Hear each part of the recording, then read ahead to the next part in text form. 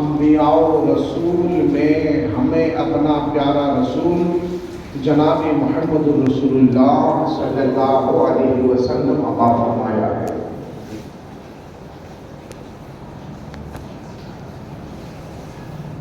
یوں تو کائنات میں اس خاکی گیتی پر اللہ تبارک و تعالیٰ نے کم و بیش 1,00,000 یا 1,24,000 یا 1,40,000 انبیاء و مرسلین کو مبعوث فرمایا ہے۔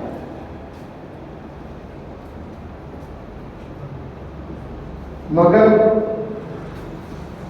اللہ تبارک و تعالیٰ نے ہمارے خاطر جس رسول کا انتخاب فرمایا، ہمیں جس رسول کا دامن عطا فرمایا، ہمیں جس رسول سے اللہ پاک نے وابستہ کیا، ہمیں جس رسول کا کلمہ پڑھنے کا موقع اور شرف عطا فرمایا، وہ رسول صرف رسول ہی نہیں ہے بلکہ تمام رسولوں کے بھی رسول ہے، تمام انبیاء کے بھی نبی ہیں۔ تو کتنی قسمت کی بات ہے کہ ہماری قسمت میں وہ رسول آیا جو رسولوں کا بھی رسول ہے، جو نبیوں کا بھی نبی ہے۔ اور کائنات میں اللہ پاک نے ہمارے رسول جیسا کسی رسول کو بنایا ہی نہیں۔ آپ اندازہ لگا سکتے ہیں کہ اس خاکے گیتی پر جتنے بھی انبیاء و مرسلین کو اللہ نے اپنی معرفت کے خاطر اس زمین پر بھیجا، اس دنیا میں بھیجا، ہر نبی کو ذمہ داری عطا فرمائی،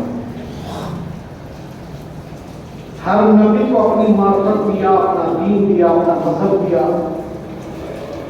اور فرمایا تھا کہ اپنے اپنے زمانے میں اپنے دین کی تبلیغ کرنا، ساتھ میں محمد رسول اللہ کا بھی ذکر کرتے رہنا۔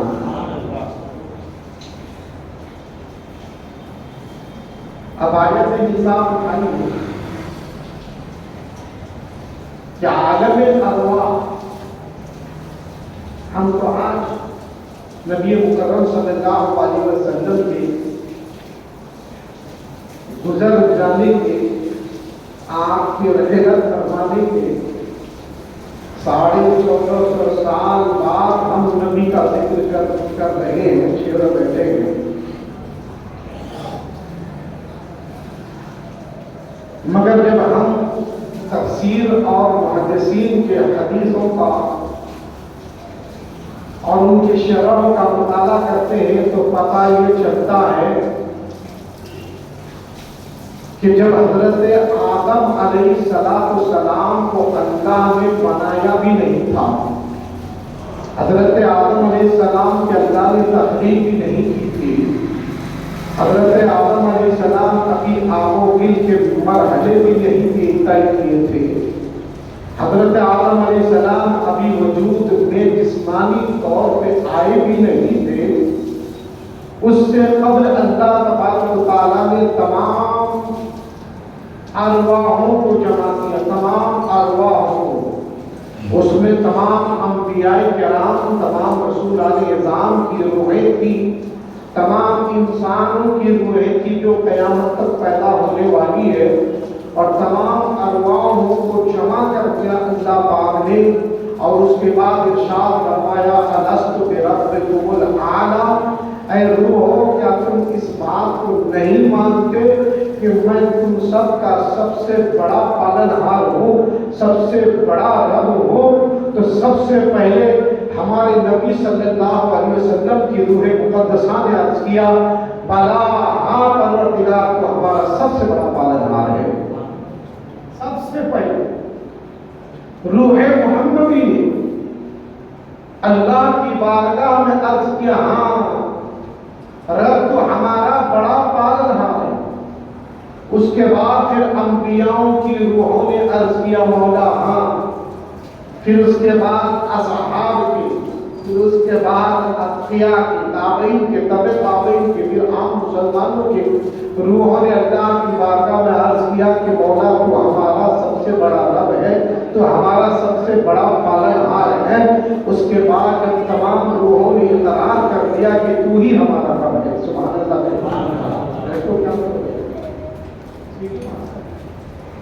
تو ہی ہمارا سب سے بڑا رب ہے، تو اللہ تبارک و تعالیٰ نے سب سے اقرار لیا، اور اقرار لینے کے بعد اس کے بعد پھر اللہ تبارک و تعالیٰ نے انبیاء و مرسلین کے ارواحوں کو جمع فرمایا۔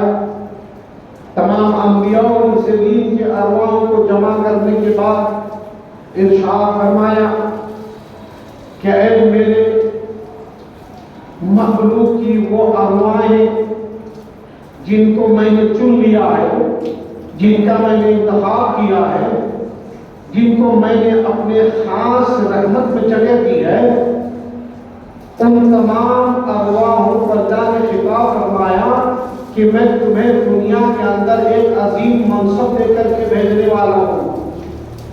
اے آدم کی روح، جب تیرا وجود آ جائے گا تو تجھے نبی بنا کر دنیا میں مبعوث کروں گا۔ اے شیش کی روح، جب تجھے وجود عطا کروں گا تو دنیا کے اندر ایک عظیم منصب تجھے عطا کروں گا۔ اے نوح کی روح، جب تجھے میں وجود عطا کروں گا تو دنیا میں تجھے ایک عظیم ذمہ داری دے کر بھیجوں گا۔ اے ابراہیم علیہ السلام کی روح، جب تجھے دنیا میں بھیجوں گا تو تجھے تاج نبوت سے سرفراز کر کے دنیا میں مبعوث کروں گا۔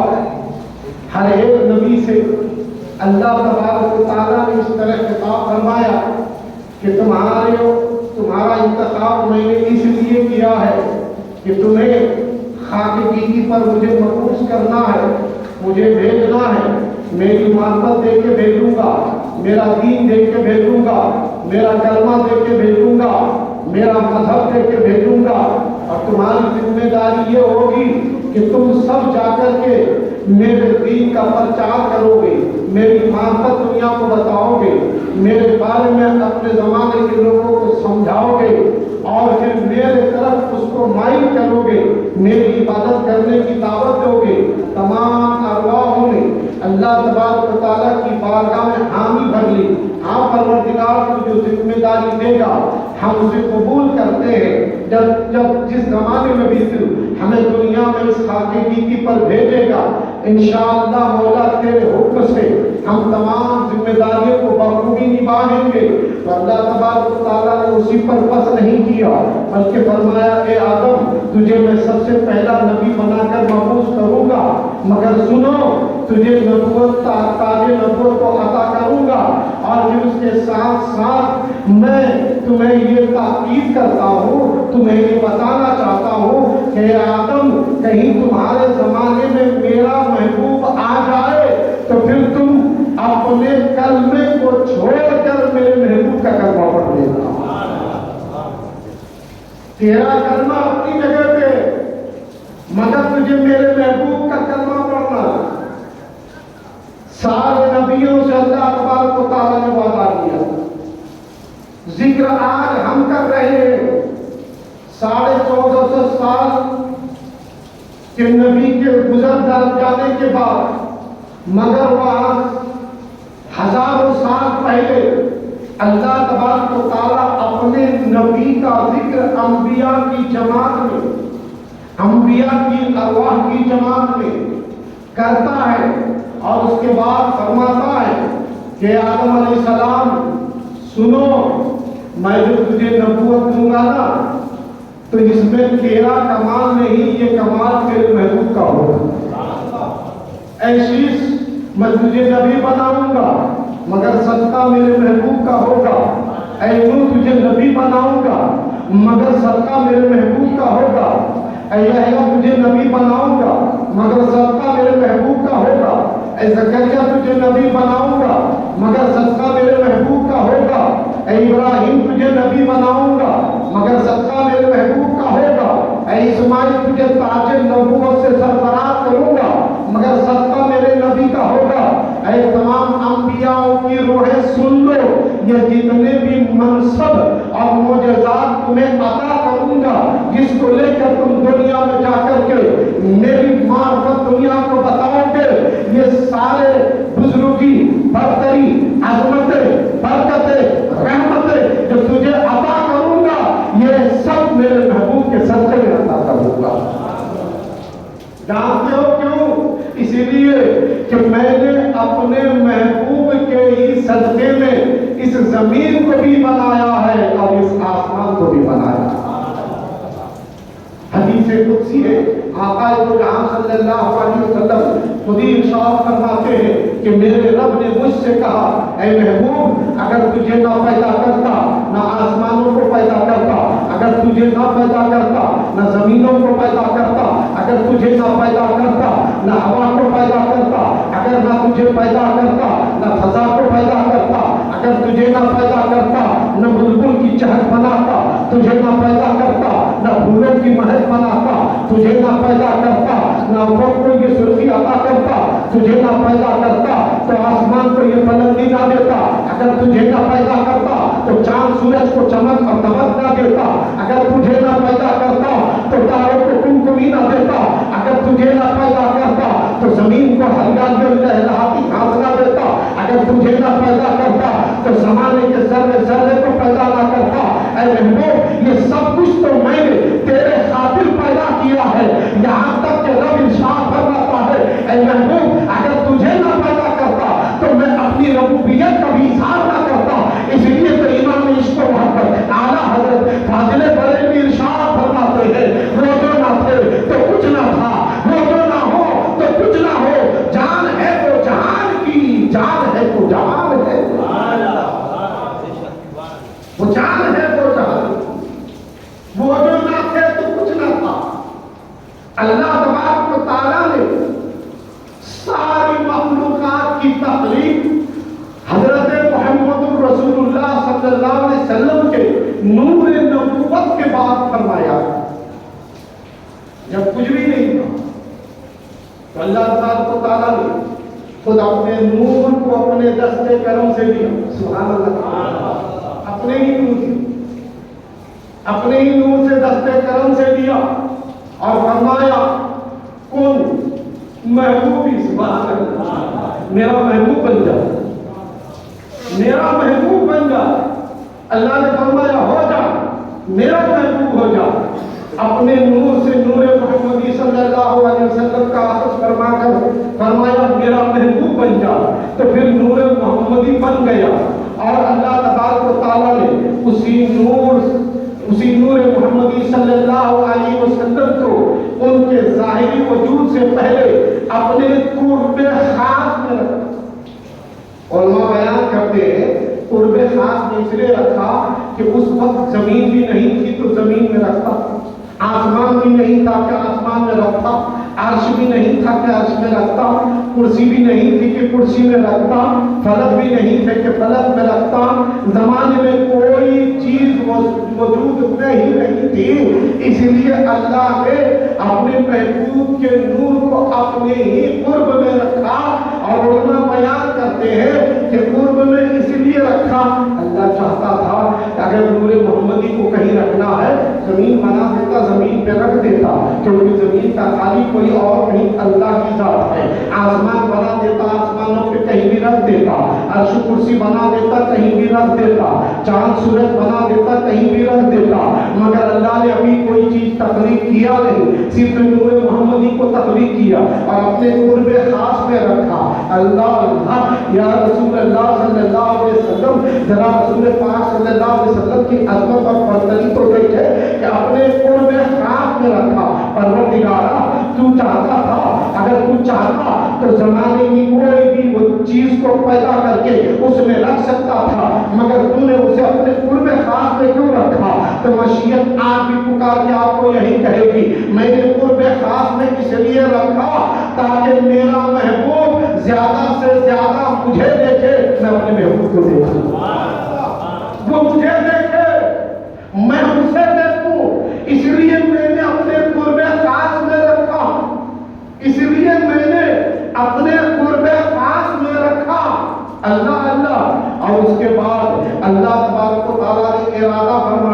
کہ اب دنیا کی تخلیق کی جائے، تو اللہ پاک نے زمین پانی بنایا، پھر پانی کے اوپر زمین بنایا، پھر اس کے اندر ہریالی بنائی، پھر اس کے اندر درخت اور پودے اگائے، پھر اس کے اندر جانور پیدا کیے، پھر اس کے بعد اللہ تبارک و تعالیٰ نے اکیبادی کرے ہر چیز کو پیدا فرمایا، اور پیدا فرمانے کے بعد پھر جنت و دوزخ پیدا فرمایا، عرش و کرسی پیدا فرمایا، اور پھر اس کے بعد اللہ تبارک و تعالیٰ نے اس دنیا کو آباد کرنے کے لیے انی جاعل فی الارض خلیفہ کا اعلان فرمایا کہ اے میرے فرشتوں اب سنو، میں زمین میں اپنا خلیفہ بنانا چاہتا ہوں، میں زمین میں اپنا خلیفہ بنانا چاہتا ہوں۔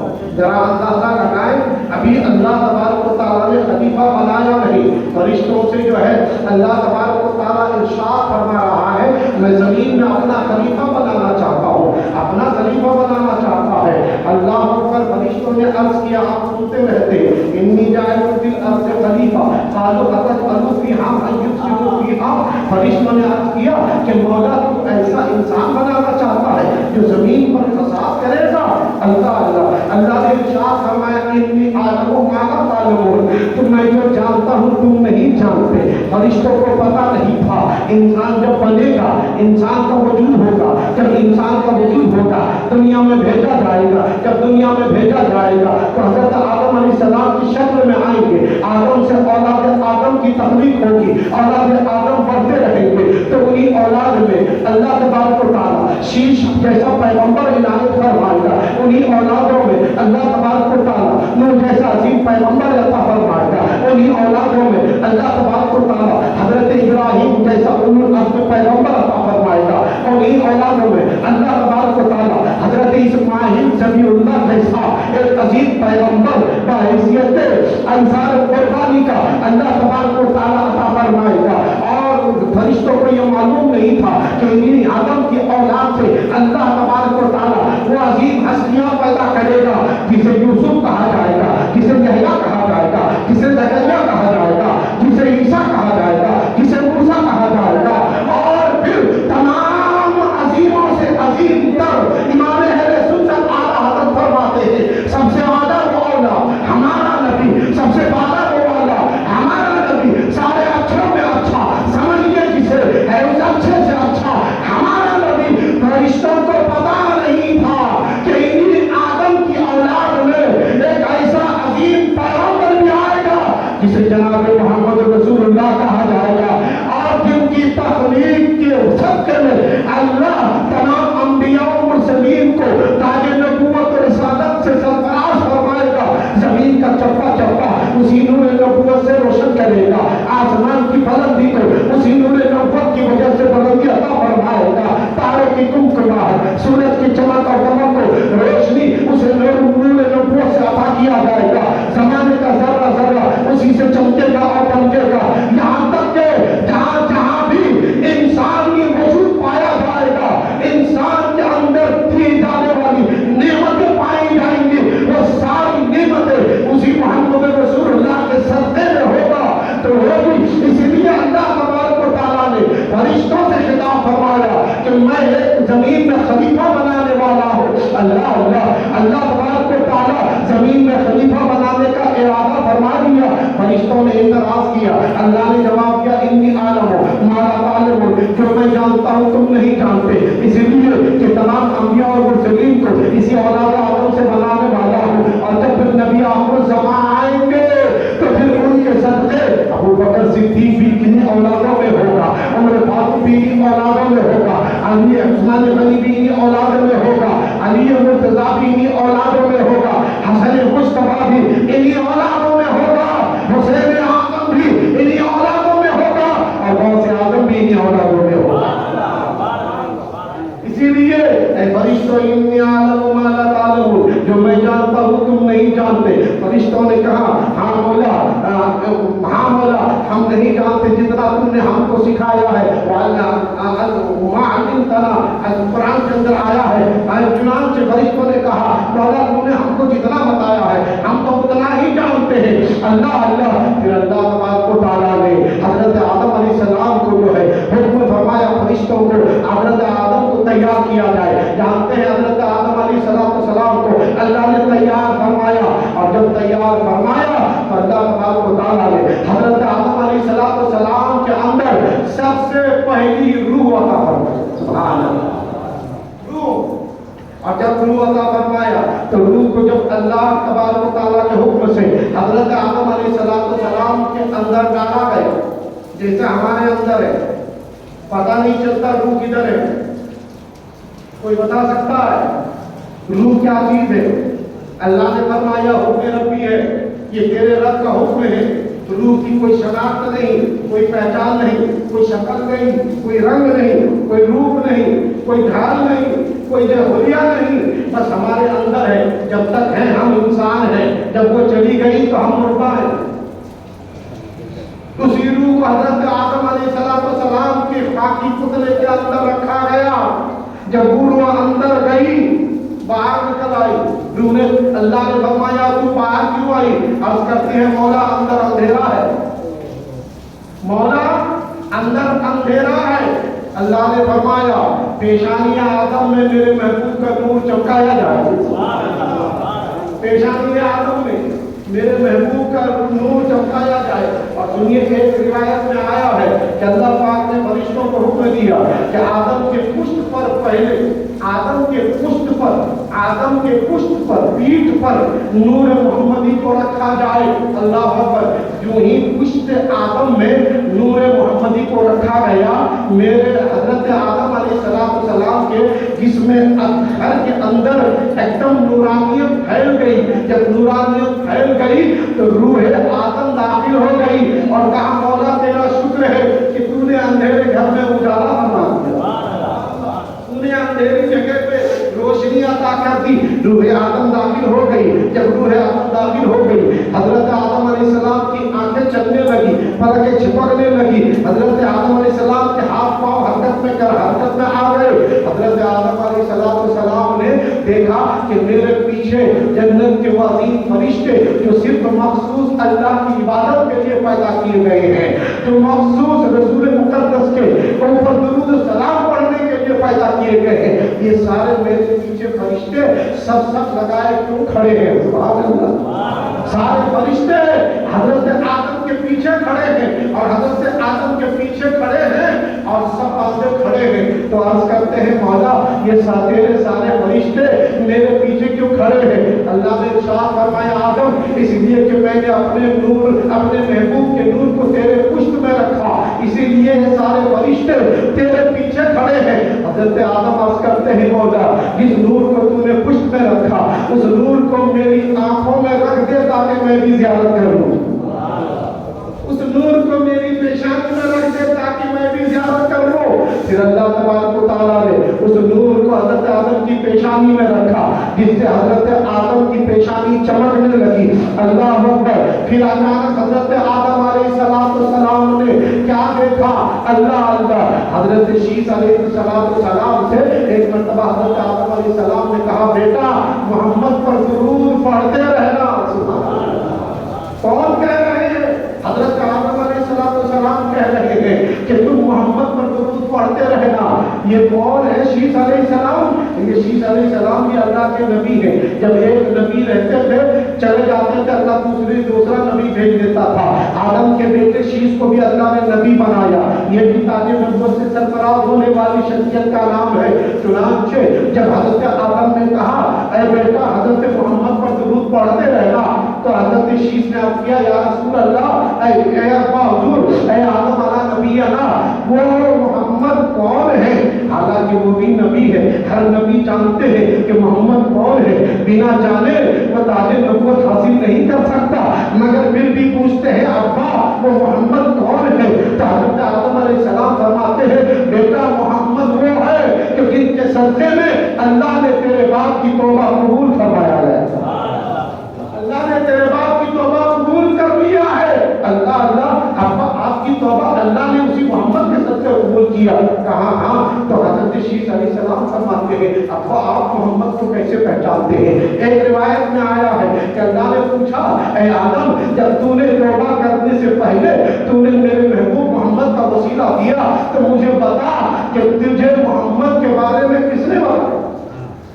تجھے محمد کے بارے میں کس نے بتایا؟ بعض روایت بھی آیا ہے کہ جب جبریل علیہ السلام نے آزان پڑھی اس میں محمد رسول اللہ کا نام آیا تو حضرت آدم نے سمجھ لیا کہ محمد اللہ کا مقرب ہے، اس لیے اسی کے وسیلے سے دعا کی جائے۔ اور ایک روایت میں آیا ہے کہ حضرت آدم علیہ السلام نے عرض کیا مولا جب تو نے میری آنکھوں میں نور عطا فرمایا جس سے میں دیکھنے لگا، اب جو ہی میری آنکھ کام کرنے لگی میں نے کیا دیکھا کہ جنت کی کیاریوں میں، جنت کے بہاروں میں، جنت کے دروازوں میں، یہاں تک کہ فرشتوں اور حور غلمان کے پروں میں میں نے تیرا پیارا محبوب محمد رسول اللہ کا نام دیکھا۔ اللہ نے پوچھا آدم تم نے کیا دیکھا؟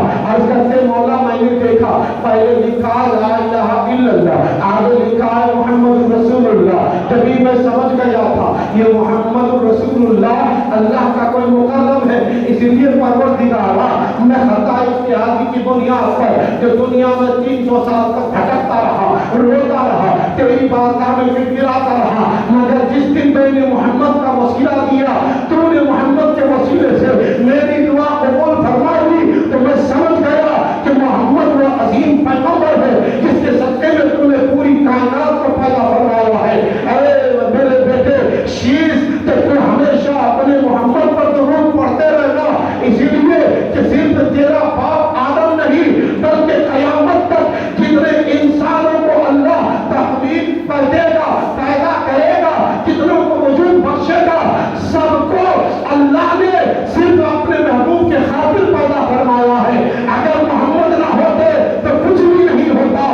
یہ سارا زمانہ اگر صدقہ ہے تو صرف محمد کا صدقہ ہے۔ آج ہم محمد رسول اللہ کا ذکر خیر کر رہے ہیں اور اللہ نے محمد رسول اللہ کی تشریف لانے سے پہلے ہی پورے عالم میں محمد کا چرچا کرا دیا، پورے عالم میں۔ آپ دیکھیں تاریخ جا کر کے پڑھیں، روایات کو دیکھیں، ہر نبی نے اپنے اپنے زمانے میں محمد رسول اللہ کا ذکر فرمایا۔ علماء بیان کرتے کہ کوئی پیغمبر اور کوئی رسول، کوئی نبی ایسے نہیں ہوئے جس نے اپنے زمانے میں محمد کا ذکر نہ کیا ہو، اپنا دین پھیلایا، اپنے مذہب کی تبلیغ کی، مگر ساتھ ساتھ وہ محمد رسول اللہ صلی اللہ علیہ وسلم کے بارے میں بھی لوگوں کو بتاتے رہے کہ ایک آخری پیغمبر ہے جو آخر میں آنے والے ہیں جن کا نام محمد رسول اللہ ہے۔ ہر نبی یہاں سے یہیں تک محدود نہیں، اللہ تبارک و تعالیٰ نے جتنی کتابیں نازل فرمائی ساری کتابوں میں ذکر محمد رسول اللہ، سارے صحیفوں میں ذکر محمد رسول اللہ، سارے نبیوں کے دلوں میں ذکر محمد رسول اللہ۔ اس لیے کہ اللہ فرماتا ہے اے محبوب میں دنیا میں بھیجنے کے بعد تجھے اتنا عظیم بنا دوں گا، اتنا عظیم بناؤں گا کہ جہاں جہاں میرا ذکر ہوگا وہاں وہاں تیرا ذکر ہوگا، جہاں جہاں میرا ذکر ہوگا وہاں وہاں تیرا ذکر ہوگا۔ ابھی پیغمبر اعظم کے آنے کے بہت دن باقی ہیں، بہت سال باقی ہیں، مگر اس سے پہلے پیغمبر آدم علیہ السلام کا ذکر خیر انبیاءوں کے زمانے میں ہو رہا ہے، ہر نبی کے زمانے میں، ہر رسول کے زمانے میں۔ اور اللہ تبارک و تعالیٰ زمانے کو یہ بتانا چاہتا ہے اے محمد رسول اللہ کی امتوں، میں جو تمہیں سرفراز کرنے والا ہوں تو کوئی اور نبی کی ذات سے نہیں، تمہیں اتنا پیارا نبی دینے والا ہوں، تمہیں اتنا عظیم پیغمبر دینے والا ہوں کہ جن کی وجہ سے میں نے تمام نبیوں کو تاج نبوت دیا ہے اور جن کی وجہ سے میں نے پوری کائنات کو خلقت عطا فرمائی ہے۔ ہر نبی اسی کا ذکر کرتے رہے۔ اور پھر حضرت آدم علیہ السلام نے تو حضرت ابراہیم علیہ السلام نے تو تعمیر کعبہ کے بعد دعا ہی مانگی، ربنا وبعث فیہم رسولا، اے مولا ہمارے درمیان تو اپنا چنندہ رسول بھیج دے۔ اس لیے نبی فرماتے ہیں کہ میں حضرت ابراہیم کی دعاؤں کا اثر ہوں، اور حضرت عیسیٰ علیہ السلام نے نام بھی بتا دیا، قرآن کے اندر آیت پاک موجود ہے، عیسیٰ علیہ السلام فرماتے ہیں کہ تمہارے میرے بعد جو پیغمبر آئے گا اس کا نام احمد ہے۔ عیسیٰ علیہ السلام کے حواریوں نے پوچھا، عیسیٰ علیہ السلام آپ اللہ کے اتنے عظیم پیغمبر، کیونکہ حضرت عیسیٰ علیہ السلام بھی بہت عظیم پیغمبر تھے، اللہ نے آپ کو بہت سارے معجزات دیے تھے۔ عیسیٰ علیہ السلام کو اتنے معجزات اللہ نے دیے کہ حضرت عیسیٰ علیہ السلام بیمار کو ہاتھ لگاتے تو اللہ شفا دے دیتا تھا، مردے کو ٹھوکر مارتے تو اللہ زندگی عطا فرما دیتا تھا، کوڑ والے کو حضرت عیسیٰ علیہ السلام ہاتھ لگا دیتے تھے تو وہ کوڑ کی مرض سے وہ شفا پا جاتا تھا۔ کس کے گھر میں کیا بنا ہے حضرت عیسیٰ علیہ السلام دن دے کے بتا دیتے تھے۔ حضرت عیسیٰ علیہ السلام کو اللہ نے بہت سارے معجزات عطا فرمائے تھے، تو حواریوں نے کہا اے اللہ کے نبی آپ تو اتنے معجزات کے مالک ہیں، اللہ نے آپ کو اتنے معجزات عطا فرمائے ہیں اور بے شمار اور بے خوبیاں معجزے عطا فرمائے ہیں اور بہترین معجزے اللہ نے آپ کو دیے ہیں، مگر آپ کے بعد بھی کوئی نبی آئے گا جس کا ذکر آپ کر رہے ہیں؟ اللہ ہم تو یہ سمجھ رہے تھے کہ آپ سے بہتر وہ برتر کوئی نہیں، آپ سے اعلیٰ و بالا کوئی نہیں، آپ سے عظیم و اکرم کوئی نہیں، مگر آپ کسی آنے والے کی بشارت دے رہے ہیں، تو وہ کیسا ہوگا؟ اللہ حضرت عیسیٰ علیہ السلام کہتے ہیں میرے حواریوں پوچھتے ہو وہ کیسا ہوگا؟ وہ اتنا عظیم ہوگا، وہ اتنا بلند پایا والا ہوگا، وہ اتنا بزرگ تر ہوگا کہ اس محمد کے جوتے کے تسمے اگر ٹوٹ جائے، تمہارا پیغمبر عیسیٰ کو ان کے جوتے کے تسمے جوڑنے کا موقع مل جائے تو عیسیٰ اسی پر فخر کرتا ہوا نظر آئے گا۔ اللہ اکبر، ذرا اندازہ لگائیں، عیسیٰ جیسے پیغمبر اپنے حواریوں سے فرماتے ہیں کہ وہ اتنا عظیم پیغمبر ہوگا کہ اگر ان کے جوتے کے تسمے ٹوٹ جائیں، جوتے کے پھیتے ٹوٹ جائیں اور اس کو جوڑنے کا موقع عیسیٰ علیہ السلام کو مل جائے تو عیسیٰ اپنی زندگی کا میراث سمجھے گا۔ اس محبوب کے عظمت و خوبی کا تم اندازہ نہیں لگا سکتے، اسی لیے کہ ان کے بارے میں اللہ نے قرآن کے اندر فرمایا وَرَفَعْنَا لَكَ ذِكْرَكَ، اے محبوب ہم نے آپ کے خاطر آپ کے ذکر کو بلند فرمایا ہے، اور کتنا بلند فرمایا؟ اللہ نے کوئی حد نہیں بنایا، بلکہ مفسرین فرماتے ہیں کہ اللہ نے اتنا بلند فرمایا، اتنا بلند فرمایا جہاں نہ کسی کی رسائی ہے، نہ کسی کی سوچ پہنچ سکتی ہے، نہ کسی کا گمان پہنچ سکتا ہے۔ اسی لیے تو امام اہل سنت اعلیٰ حضرت فاضل بریلوی رضی اللہ تعالیٰ عنہ ارشاد فرماتے ہیں، یہی بولے سدرا والے کہ چمنے جہاں کے تھالے سبھی میں نے چھان ڈالے، تیرے پائے کا نہ پایا یا رسول اللہ، میں نے ہر زمانہ دیکھا، ہر نبی دیکھا، ہر پیغمبر نہیں دیکھا، ہر پیغمبر دیکھا، مگر آپ کی طرح تو کیا کسی کو آپ کے تربے کے برابر بھی نہیں دیکھا۔ وہ عظیم پیغمبر اللہ پاک نے ہم کو عطا فرمایا جن کا ذکر خیر کرنا ہمارے لیے باعث برکت ہی نہیں بلکہ باعث مغفرت بھی ہے۔ میں آپ سے کیوں کہہ رہا ہوں؟ اسی لیے کہ میلاد رسول کا مہینہ آیا، سبحان اللہ کہتے ہیں، یہ مہینہ جب آتا ہے کچھ لوگ خوش ہو جاتے ہیں، کچھ لوگوں کا چہرہ اتر جاتا ہے، وہ پریشان ہو جاتے ہیں، سنیاں پھر لائنیں لگائیں گے، سنیاں پھر جھنڈیاں لگائیں گے، سنیاں پھر یا رسول اللہ کا نعرہ لگائیں گے، سنیوں کا پھر جلوس ہوگا، سنیاں پھر یا رسول اللہ کی کثرت کریں گے، جگہ جگہ میلاد کا پروگرام ہوگا، ذکر رسول ہوگا۔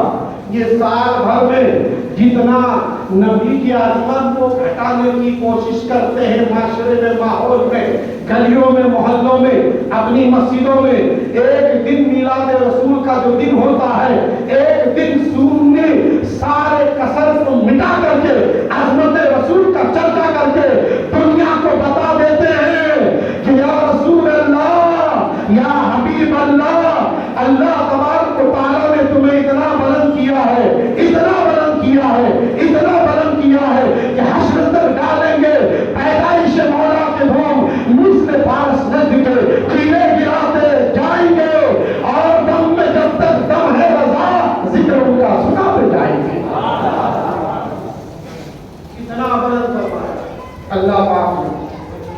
ایک دن میں سود کی پوری قسم نکال دیتا ہے. لوگ حیران اور پریشان رہتے ہیں. اگر میں کہوں گا آپ سنی ہے تو پریشان نہ ہو.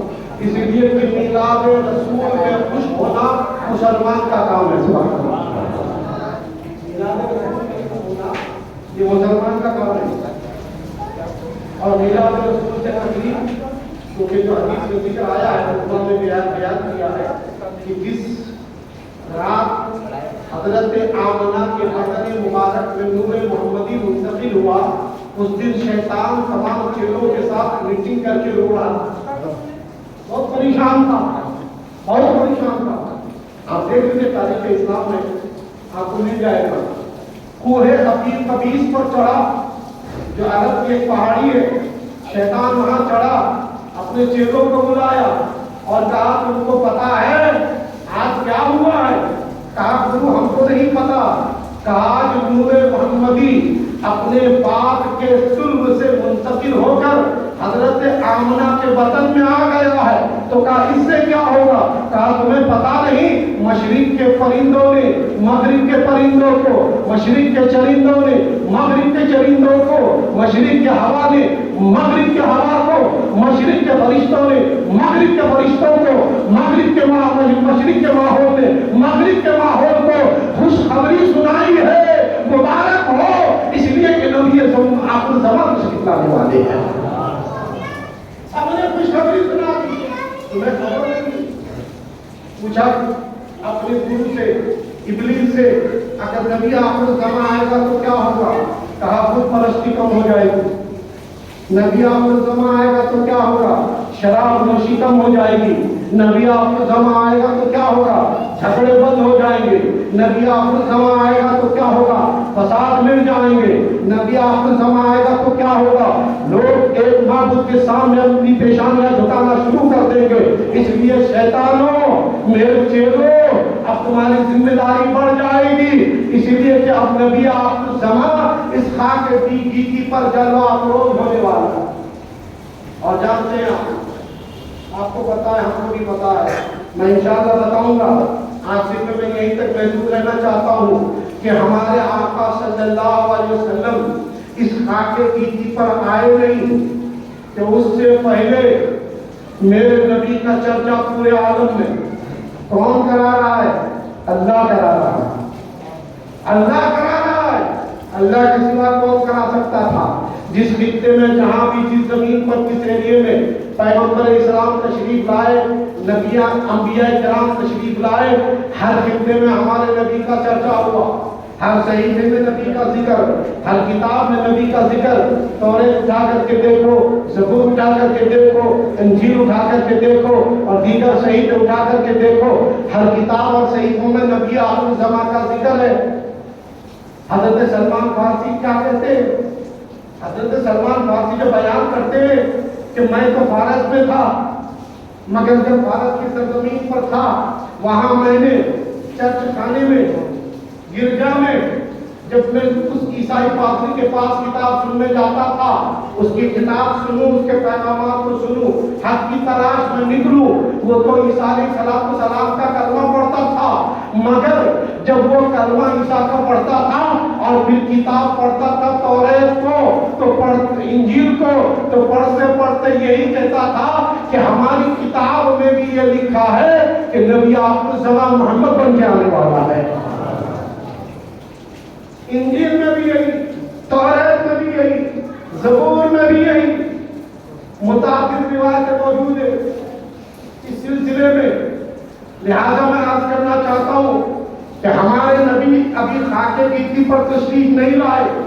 پورے عالم میں چرچا, پورے جہان میں.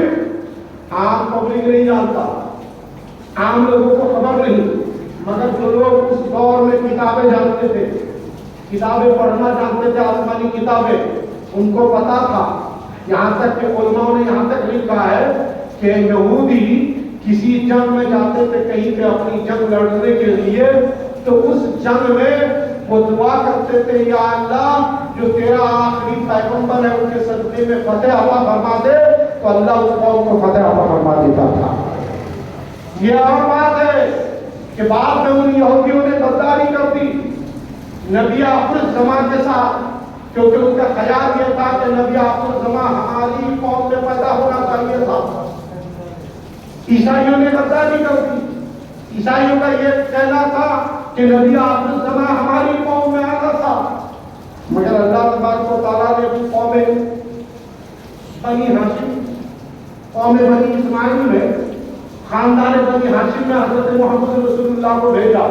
تو عیسائی پادری اور یہودی عالموں نے اپنی کتابوں کے ان جگہوں کو پھاڑ پھاڑ کے نکال دیا جہاں محمد کا نام پایا جاتا تھا، تاکہ لوگوں کو پتہ نہ چلے کہ محمد کا ذکر بھی ہماری کتابوں میں ہے، محمد کا ذکر ہماری کتابوں میں ہے، لوگوں کو خبر نہ ہو۔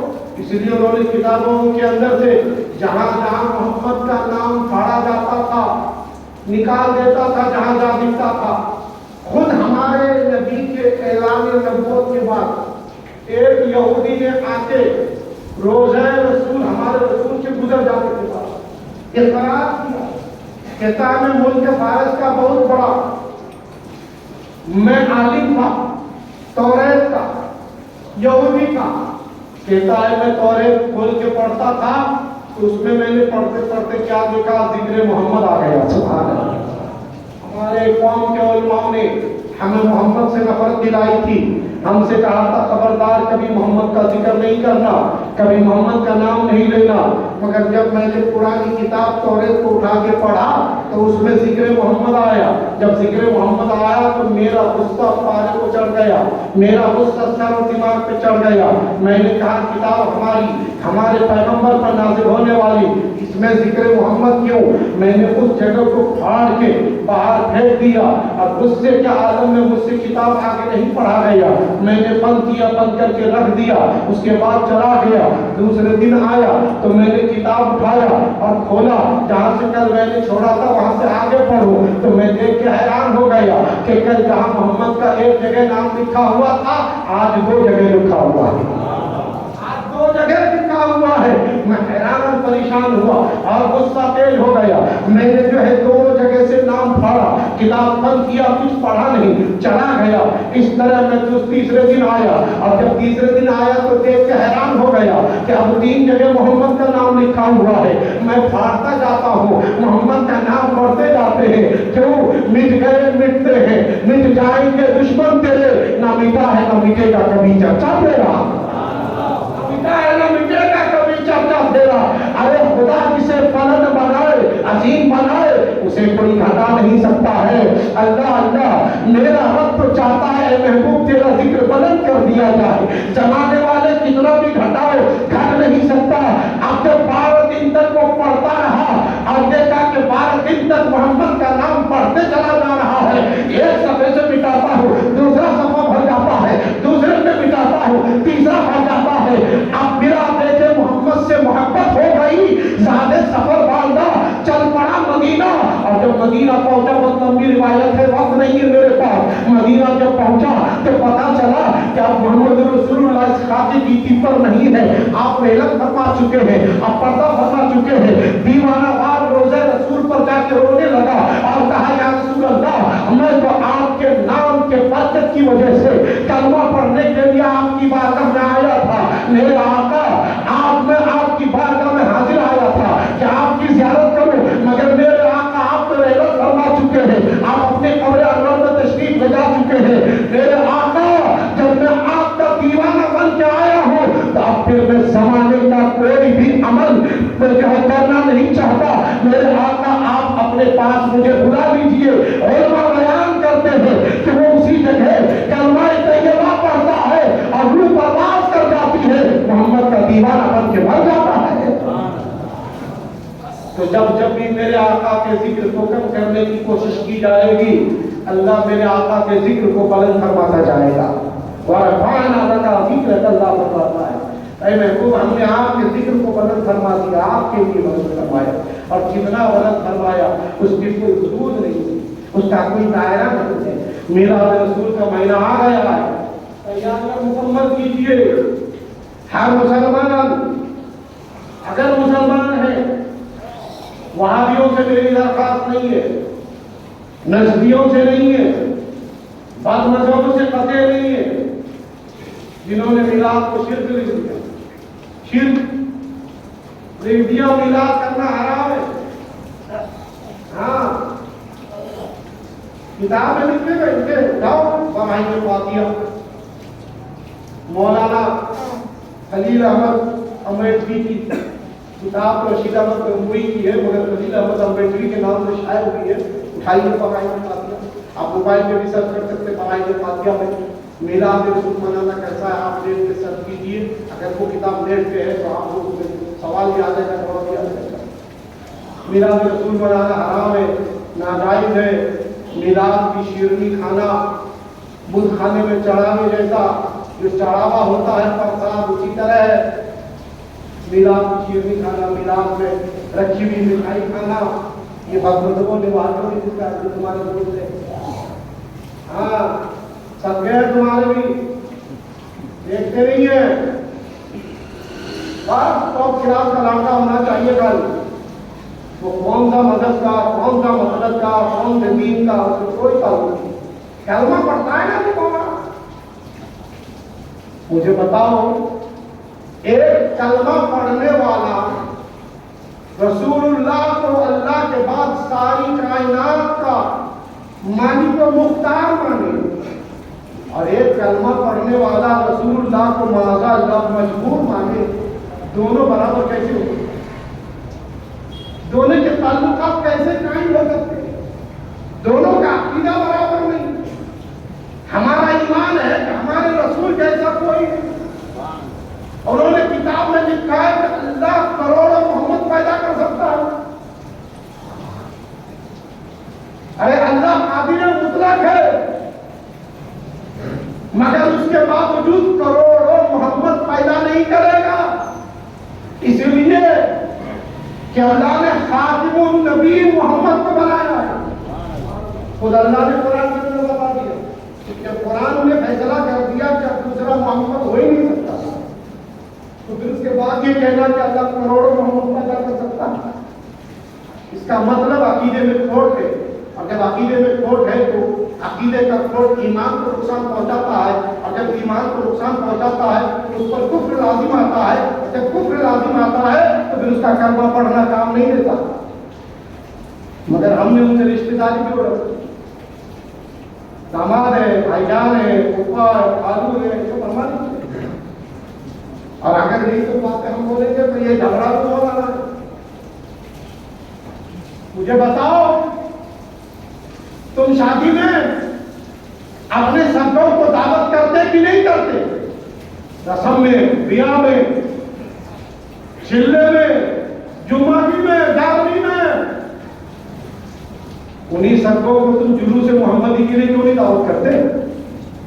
ہاں میرا سکا ہے خالی چلہ اور گیارہویں کھانے کو سکا ہے، خالی ولیمہ اور شادی کھانے کو سکا ہے، جمعہ کی اور رضا کے بیڑے وصول کرنے کا سکا ہے۔ اگر تو میرا سکا ہے تو آج میرے نبی کے میلاد کا دن ہے، ہم جلوس محمدی میں جا رہے ہیں، اگر تو میرے ساتھ جلوس محمدی میں شریک ہے تو میرا سکا ہے، اگر نہیں ہے تو جو محمد کا نہیں وہ ہمارا نہیں۔ جلوس کو حرام کہے گا اور آپ کے ساتھ بیٹھ کے دسترخوان پہ کھانا کھائے گا، میلاد رسول کو ناجائز کہے گا اور وہ آپ کی بیٹی کا ہاتھ مارنے آئے گا، آپ دے دو گے؟ مسلمانوں ہرگز نہیں، کل قیامت کے دن ہر بات کے بارے میں سوال کیا جائے گا۔ میلاد رسول یہ جو جلوس نکالتے بھائی، یہ تو ہم ظاہر کے لیے نکالتے ہیں، ظاہر کرنے کے لیے دنیا کو بتانے کے لیے، یہی وجہ ہے، یعنی یہی خالی سنی نہیں، الحمدللہ بعض مذہبوں کے بچوں کو بھی، ورنہ اغیار کے بچوں کو بھی، ورنہ پہلے پتہ نہیں چلتا تھا، جب 12 ربیع الاول کے جلوس نہیں نکلتے تھے، تیاری نہیں ہوتی تھی، رائٹیں نہیں ہوتی تھی، کچھ نہیں ہوتا تھا، تو ہزاروں بچے ایسے تھے ان کو پتہ ہی نہیں کہ محمد رسول اللہ کی ولادت تاریخ کیا ہے، تاریخ ولادت کیا ہے نہیں معلوم تھا۔ مگر جب سے میلاد رسول کا جلوس نکلنے لگا، سارے مسلمان تیاریاں کرنے لگے، میلاد رسول ہے، میلاد رسول ہے، میلاد رسول ہے، تو چھوٹے چھوٹے بچے بھی اب اپنی زبان سے کہنے لگتے ہیں کہ میلاد رسول ہے، میلاد رسول ہے۔ اب سب کو پتا ہو گیا کہ 12 ربیع الاول ہمارے نبی کی ولادت کی تاریخ ہے۔ تو یہ تو فائدہ ہوا نا کہ ہمارا بچہ جو ابھی مدرسے میں گیا نہیں اس کو بھی پتا ہے کہ 12 ربیع الاول میلاد رسول کی تاریخ ہے۔ کوئی بچہ اگر مجبوری کی بنیاد پر مدرسہ بھی نہیں پڑھا، اسکول بھی نہیں پڑھا، کسی استاد کا دامن نہیں تھاما، کسی اسکول کا دروازہ نہیں دیکھا، جلوس دیکھا تو پتا چل گیا 12 ربیع الاول میلاد رسول کی تاریخ ہے، تو جلوس سے یہ تو فائدہ ہوتا ہے۔ ارے کم سے کم کچھ نہ ہو یہ تو فائدہ ہوتا ہے۔ اس دن مسلمان پانی لاتے، عطر لگاتے، تیل لگاتے، سرما لگاتے، خوشبو لگاتے، اچھے کپڑے پہنتے، میلاد نبی کی بارگاہ میں درود و سلام پڑھتے۔ کیا اس کا بھی فائدہ نہیں مل رہا تمہیں؟ اپنی دکانیں بند رکھتے، ہر ایک رکھتے میلاد رسول میں، پورے انڈیا میں چھٹی ہوتی ہے، چھٹی رکھ کے کیا کرتے؟ جوا کھیلتے، لوڈو کھیلتے، صبح گولیاں کرتے، دنیا کی باتیں کرتے۔ یہ سب نہیں کر کے کم سے کم جلوس میں گیا، 2-4 مرتبہ نعرے رسالت لگایا، نعت نبی سن لیا، میرے نبی کا چرچا کر لیا، اور اللہ کا وعدہ ہے جو میرے نبی کا زمین پہ چرچا کرتا ہے میں اس کا آسمان پہ چرچا کرتا ہوں۔ اسی لیے تیاری کر لو، انشاءاللہ میں اگلے دن بتاؤں گا آپ کی تیاری کہاں تک مکمل ہوئی ہے، اور جلوس کے حوالے سے انشاءاللہ تاریخ متعین نہیں کی گئی ہے کیونکہ اختلافات چل رہے تھے۔